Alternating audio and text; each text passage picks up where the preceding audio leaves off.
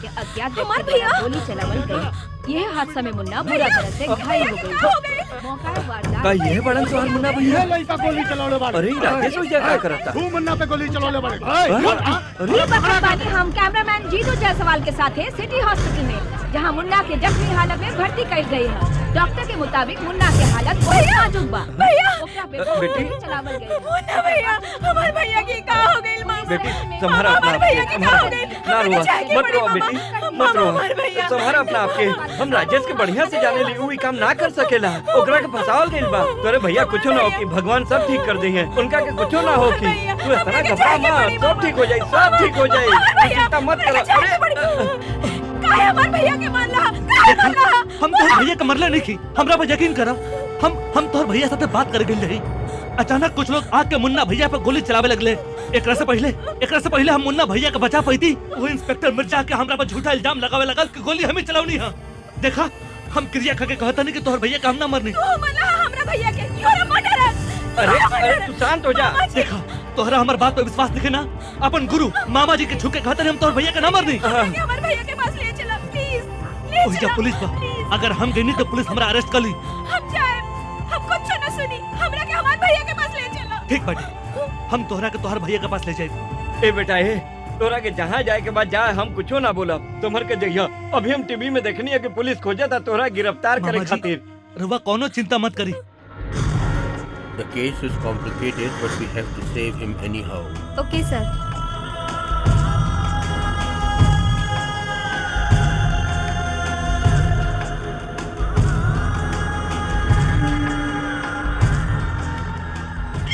हमार खोपड़िया, हमार खोपड़िया। What shall I do? अरे मुन्ना फिर से बच गइल रे। एक बढ़िया चांस निकल गइल। अरे मुन्ना मारल जाई, ओकरा खून के इल्जाम में उ छोकरा आजीवन कारावास भोगी, तब मजा आई। सर, हमार खोपड़िया। वो लड़का के तो अब की बार हम ठोक दे। ई बार वो हमरा से ना बचे पाई। तोरा के फिर चकमा ना दे, एकर का गारंटी बा? फिर वो लड़का तोरा हाथ से भाग गइल। ए इंस्पेक्टर ते का करबे? अरे तोरा में दम रही तो लड़का तोरा का चकमा दी। हमारे भैया के वो लोग मार डालिया। चल उड़ा दे, मुआ दे, खत्म कर दे मुन्ना के। एजबे ओकरा के मुआ दसन। हमरा लेकिन उ छोकरा के जरूरत पड़ी, समझ लसन। मुन्ना कहाँ गए? अरे कहाँ गए? ऐसे तो रहो। लागत भाग गए। खोज ओकरा के, चाहे जहाँ भी होके खोज के निकाल ओकरा के। भैया, हमारे भैया, भैया, भैया, भैया। अरे राजेश तू ओकरा के बचावल चाहत रहो, जे तोरा के मार देवे चाहत रहो। हाँ चाहता नहीं, ये हमरा के ना मारल चाहत रहे मामा। उन लोग के और रहले जे इनका के भी दुनिया से उठा देवल चाहत रहे। भैया चुप हो जा बिटिया, चुप हो जा, सब ठीक हो जाई। अरे भगवान सब ठीक कर दई हन। देखिए सब ठीक हो जाई, तू तनको फिक्र मत कर, तोहर भैया ठीक हो जाई हन। बस कर बिटिया, रो मत। ऐसे लेके आई इनका के वहाँ हॉस्पिटल में रखल जाई तो वो लोग दोबारा हमला करते, वहाँ इनका जान के खतरा रहे। यही से वैद्य जी के यहाँ बुला के लेनी है।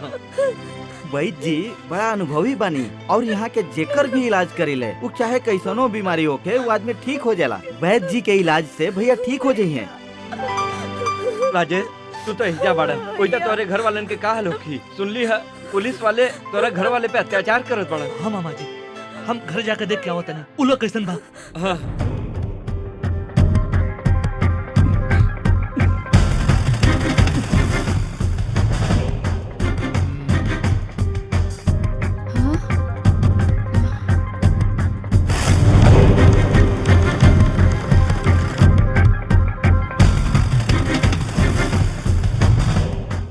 मास्टर, सारा जिंदगी भर ढेर स्टूडेंट के मने शिक्षा देता आइल रहल, पर हमरा के ना पैबा। बोल तो राजू कहाँ बाबा?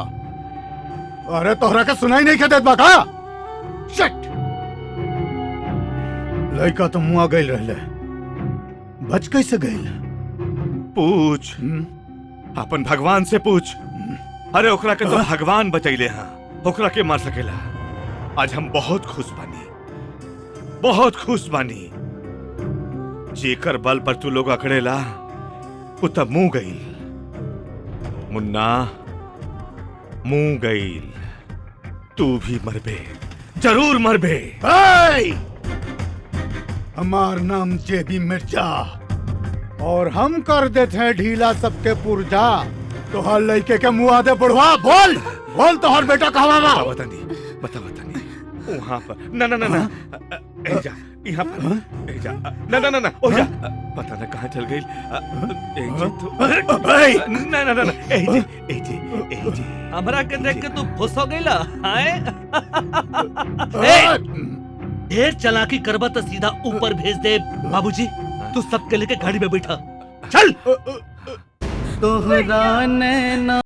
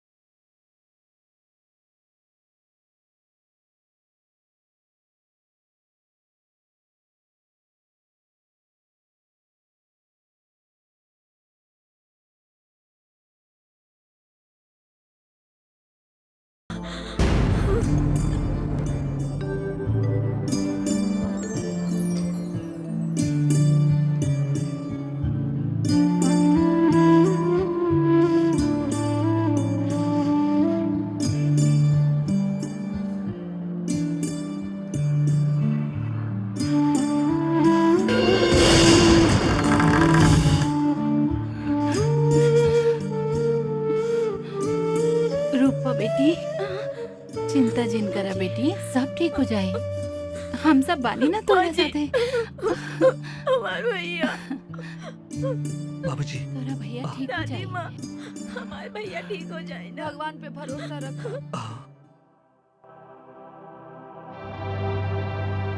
सारा जीवन का कैले तू क्या करा खातिर काम कैले? न्याय के पक्ष में या अन्याय के पक्ष में? पाप कैले तू पाप, जौन पाप के फल तू भोगा तारे, तोर बहन भी भोगतिया।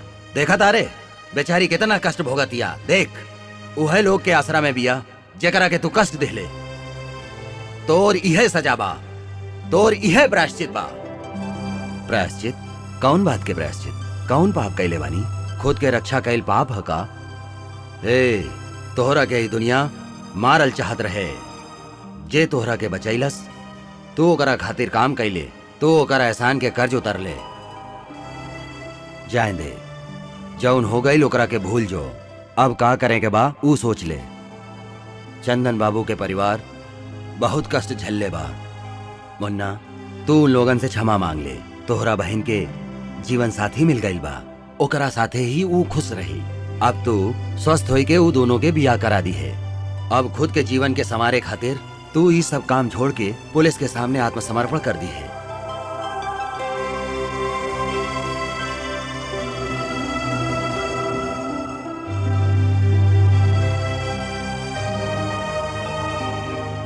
डॉन, तू इस शहर के बहुत बड़ा डॉन बाड़ा ना, मालूम बा हमरा। इंसान के इंसान ना माने ला तू। तहरा खातिर इंसानियत कोनो माने ना रखेला। यही खातिर ऊपर वाला तहरा की सजा देलन। उठावा हाथ। हाथ हिलावल तो दूर, आंख के पलक भी झपकावे के ताकत नहीं है तहरा में। भगवान सजा दे देहलन तहरा के। जैसन कर्म कैला वैसा ही दंड मिलल तहरा के। ठीक भइल। हमार परिवार के बिखेर देला तू। बिना कोनो गलती कैले हमार परिवार टूट गईल, और ये सब तहरा वजह से भइल बा। ना ना मारब, हम तहरा के मारब ना। हम इंसान के ना मार सकिला। तो हर नियन राक्षस ना बना। इनका के बचा के भी का फायदा, इनकर जिंदगी तो लाश से भी बदतर हो गई बा। हाय देखा, इनका के देख के हमरा दया आवेला। ओह, त दया दिखावे खातिर बचा के रख लिया है, लेकिन तू तो हमरा से वादा कैले रहला जे हमार बेटा के जान से मार लिया ओकरा से बदला लेबा। तू बदला लेबा ओकरा से। आज ओकरा पर दया दिखावत बड़ा। ठीक है, ठीक है, तू हमार बेटा नहीं खनू, तू भोला हा, तू हमार राजेश ना हा। ए खातिर तू वादा करके ना निभैला। ठीक कैला तू बेटा। हमार बेटा तो कब के मर गई। इहे मुन्ना हमार बेटा के मार के गाड़ दिले सर। चंदन, हमार नाती, तू हमनी से काहे झूठ बोलला कि राजू जिंदा बा? बोल। रउआ हमनी से ये बात काहे छुपौली? बोली बाबूजी, रउआ हमनी से काहे झूठ बोलेला रहे? माई, तोहनी लोग के हालत देख के हम झूठ बोले पर मजबूर हो गई थी। तू लोग शायद भूल चुकल बाड़ा, लेकिन हम ना भूले बनी वो दिन। बाबूजी, हमार भैया के लेके आए। काहे तू लोग इतना उतावला होत बड़ा? राजेश आ जाए, जरूर आ जाए, घरे आ जाए। तू जा रे चंदन, हमरा नाती के खोज के ले आओ। हम ओकरे बिना जी ना सकब। हमरा नाती के ले आवा। अगर तू लोग ऐसे रोए धोए लगबा तो हम। चंदन बाबू, राजेश के साथ कुछ लोग मारपीट कर रहा था। झगड़ा काहे? उन्हें क्या पता, अब हम देख ली। कहाँ? राजा बगीचा में। राजा बगीचा? हम अभी आई। बाबूजी। राजेश, राजेश, राजेश!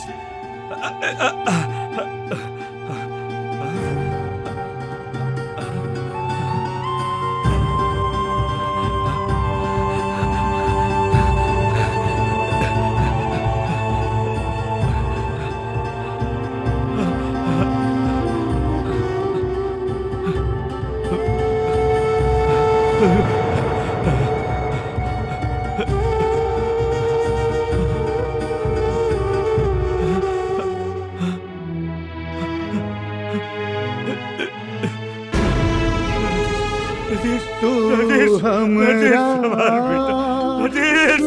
रचतारा, तू हमरा बचे के सहारा।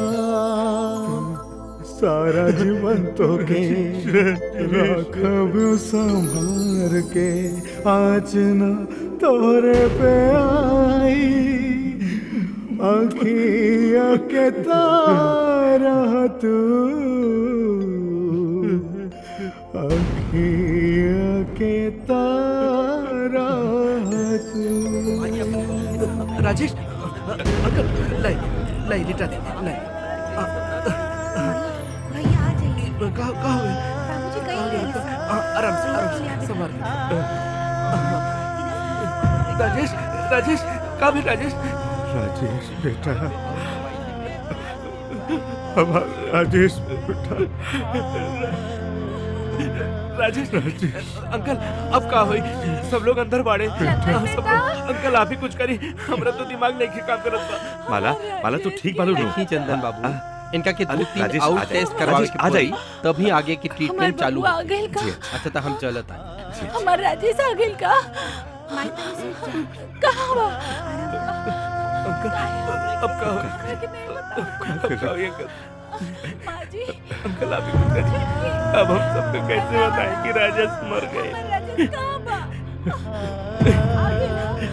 बतावा ना हमें। जब घर वाले के पता चली कि राजेश ना रहल दुनिया में, तो कहाँ जवाब दे?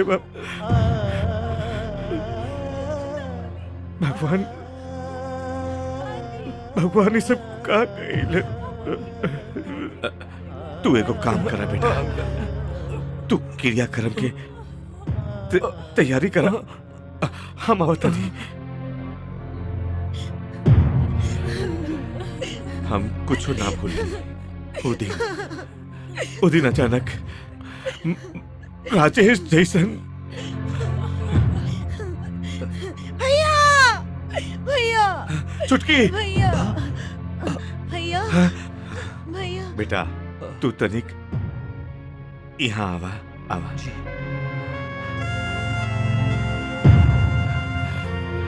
बोली हम जानीला तू हमार राजेश नहीं खा किंतु तहरा के वो अपन भाई समझ के चिल्ला के रिक्शा से कूद गई। वो तहरा के राजेश समझलस और तहरा से सब कुछ बोल देलस। तू के बड़ा हमरा नइखे मालूम तहर माई बाप कहाँ बड़े तहरा बोले के तक कौनो अधिकार नहीं के हमके, फिर भी स्वार्थी की तरह बोला था नहीं बेटा। हमरा के गलत मत समझिए बेटा, हमरा के गलत मत समझिए बेटा। एगो बाप के दर्द है बेटा।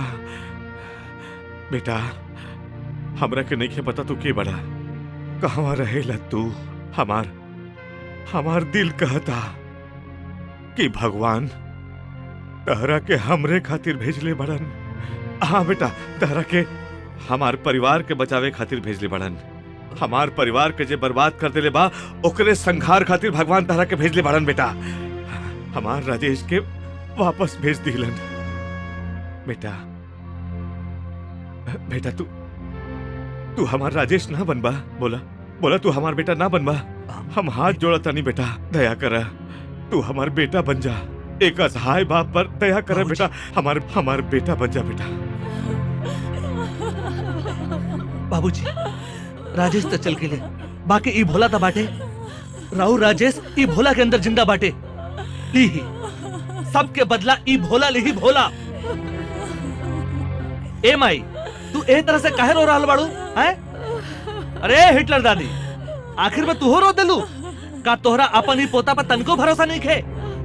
हमार भोला आग के गोला खाली तू अपन आशीर्वाद दा हमरा के। देख लिहा सब केहू से हम ही बदला ले, हर केहू के मुखौटा हम ही उतारब। देख लिहा तू।